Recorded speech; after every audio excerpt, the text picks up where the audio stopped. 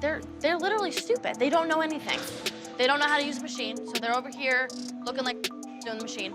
Okay, well, I'm telling you the way people like it. Okay. But if you don't want to listen to me, that's all good. You don't have to win. It's all good for me. I would love to listen to you. I just think that maybe we would go with the code. Can you tie my shoe? Please, I have chocolate on my hand. Oh my God. Thanks, friend. Oh, look. Ooh, doggy. You're not letting me talk. You're not letting me talk, so I can't help you, Elizabeth. I'm sorry that you're having a hard time. Honoring what the email. Checkers and Rallies started as two different companies, one in 1985 and the other in 1986, respectively. The menus were almost identical. Both restaurants had double drive-thrus and a walk-up window without a dining room inside. Checkers and Rallies merged in 1999, as they had great equity in both brands.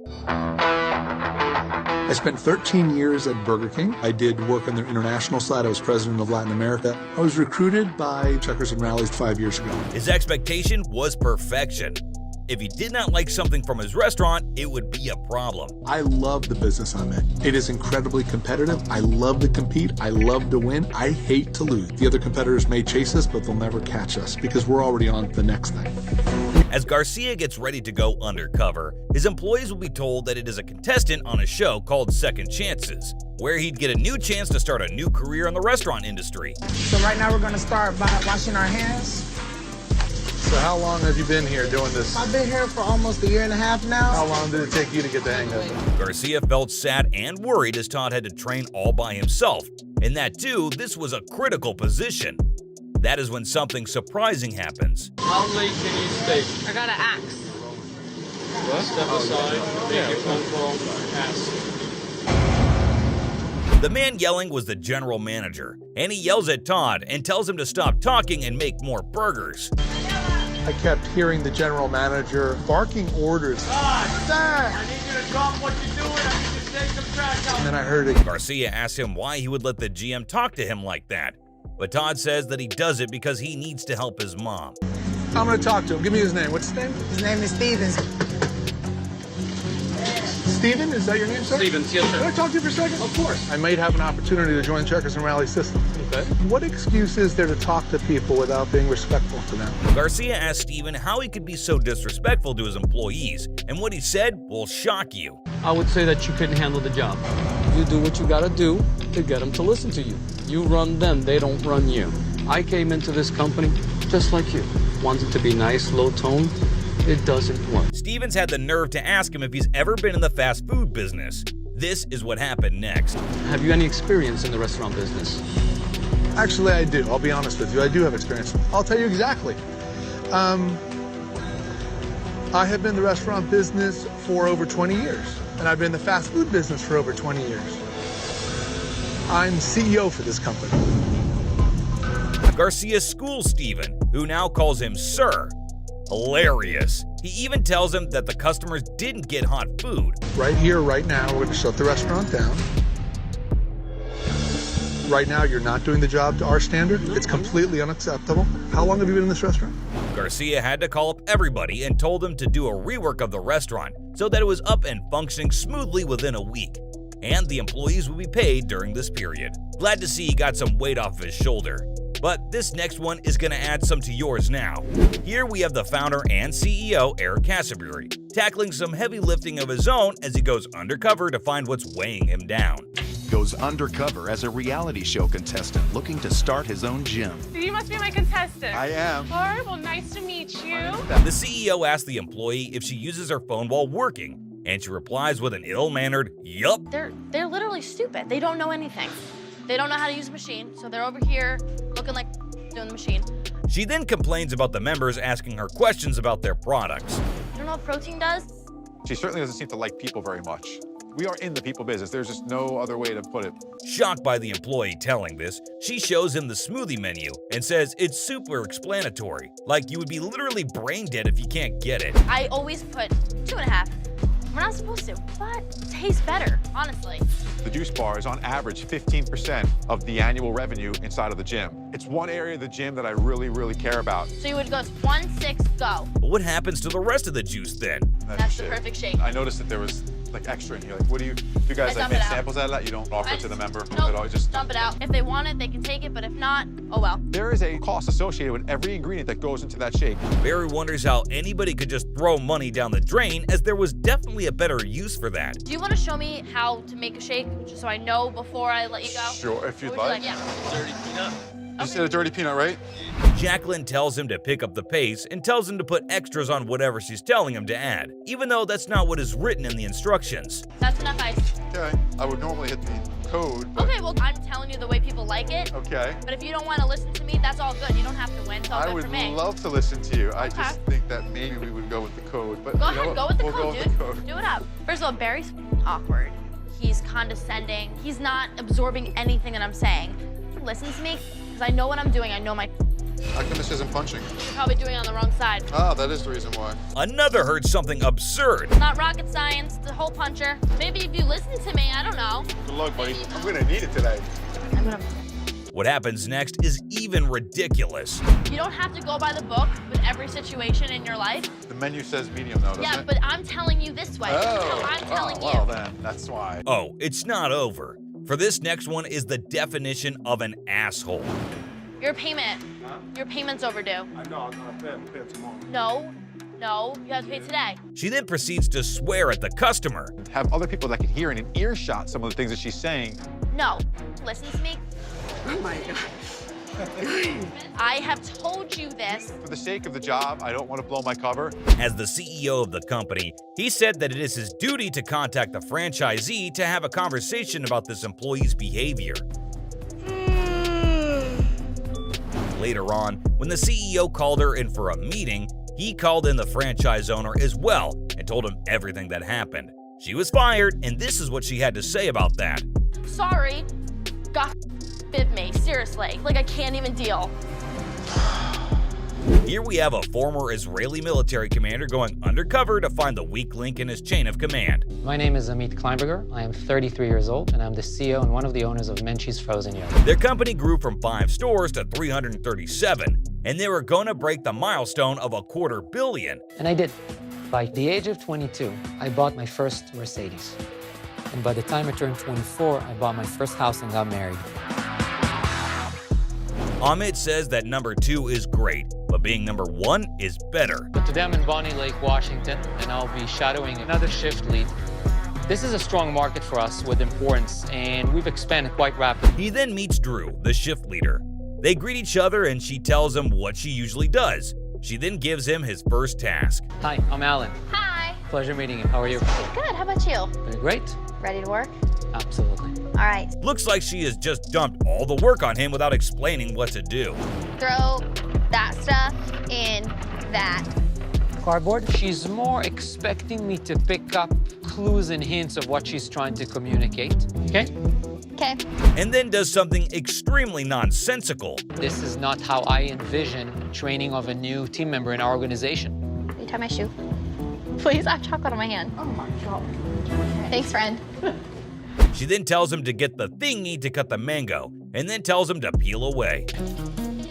So is there any particular way to do it? Peel as quick as you can. And yeah. What she said next is not something an owner would want to hear. Cut the mangoes. Just do what I'm telling you to do, Jeeves. Working here at Menchie's pretty much sucks. That's not my favorite. She planned to marry a plastic surgeon and not do anything because pretty people don't have to do anything, according to her. Tanning. Tanning? Yep, I do both spray tanning and bed tanning. Tanorexic, that's what I call it. Tanorexic? Yep. I like to say melanoma or bust. She then starts laughing hysterically to her own dark joke. So what you're doing with me right now, is this something you do by yourself to other team members or no? I'm just really good at telling people what to do, so... Okay. Amit is starting to understand Drew better the more time he spends with her. Right after she leaves him with his work, she goes on to doing this. He's like, oh, so you're good at bossing people around? I was like, yes. Yeah, I am. I'm a professional, actually.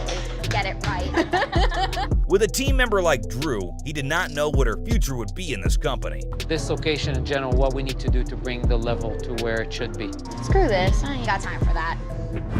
Here we have the president and CEO of Hooters, Kobe Brooks, going undercover in his own company. and is forced to take immediate action when a restaurant manager steps out of line. I will be stepping down as your CEO and as your president for the next week. I'm going to be going undercover within our system. He goes to South Arlington, Texas, and he's going to be the assistant GM and shadow the GM Jimbo to see what kind of coaching job he's doing. Dude, we got to get rocking and rolling. So, that's your shirt, okay? Get changed, and then we will hook up in 2 shakes of lamb steak. Jimbo made it very clear that they were about the Hooters girls and what the brand is about, but he doesn't treat the brand the way it's supposed to be treated. When the lunch rush is over, you don't need as many girls on the floor, so they start being cut. What you're about to see next is not something a general manager should be doing. No ifs, ands, or buts about it. So what am I supposed to do about school if I have to leave? You're going to play my reindeer games. You go to school? Yes. Okay? The game that Jimbo suggested is terrible. Are you serious? No. Oh, no. That's a heart attack.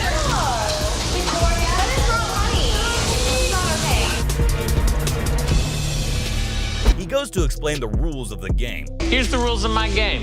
The first girl that finishes her plate of beans will go home.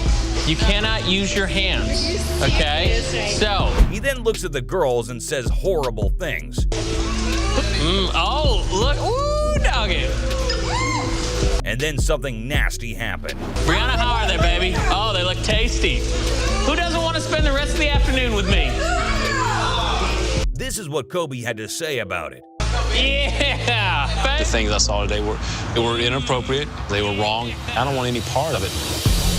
He also said this. It's hard for me on this one to bite my tongue. If I could break cover, I would sit down and have a very long, serious talk with Jimbo.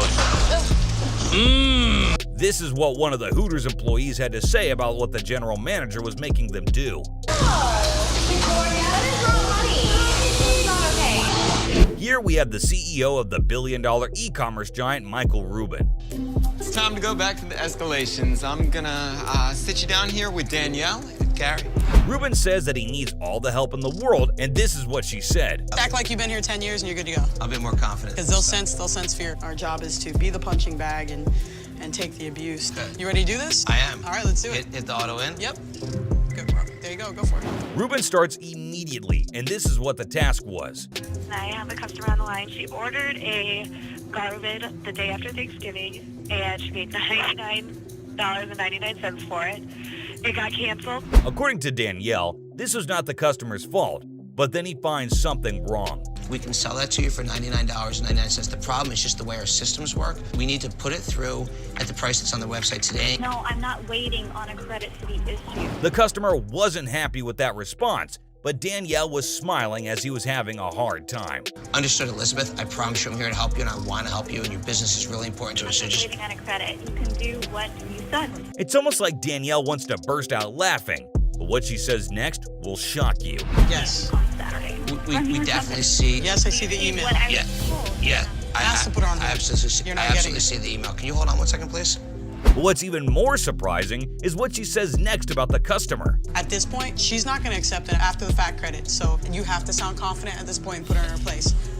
Yes, she's had a bad experience. But don't we want to make her happy? She then proceeds to show the rookie how it's done. You're not letting me talk. You're not letting me talk, so I can't help you, Elizabeth. I'm sorry that you're having a hard time. Honoring what the email. She then proves why people like her should not work in this service.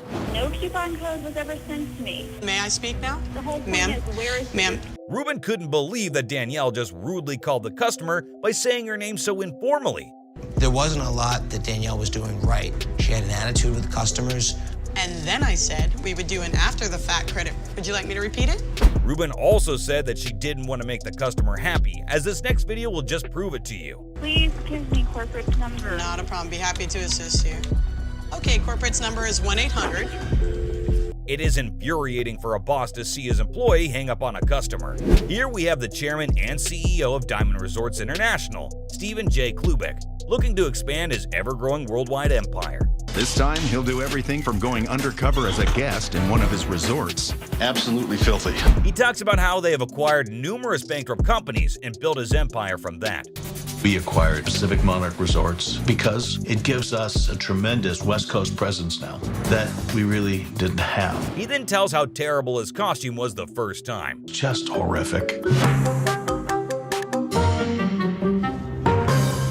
This time, I'm in charge of my hair and makeup. He then goes as a former construction worker who lost everything due to the recession. Non-smoking sign on the front door. Very tacky. The employees have done a terrible job of this place, as everything was just in terrible condition. Absolutely disgusting. Uh-oh. Absolutely filthy. There's a lot of issues in housekeeping and maintenance here. Shocking. He instantly calls the housekeeping after entering his hotel room to see how the employee would be in taking care of the situation. Hi, I'm RK. What can I do for you? The pots and pans are filthy. Okay. In the bathroom, it's like dirty and moldy. RK enters the bathroom and sees nothing wrong, and so this is what Klubik does. In the bathroom, if you look over here, that's not clean, right? You get this stuff fixed, like, can you call them? I can go and talk to him right now. His name tag was also spelt wrong, and so he used a marker to fix it instead of getting another one. He then says something surprising. I go, the maintenance needs a ton of work. Like right now, we don't have paper towels. And I mentioned it to the supervisor, and she's like, oh yeah, we'll look into it. And then now he's making fun of the supervisor of the place. Klubik was astonished as this is what happened next.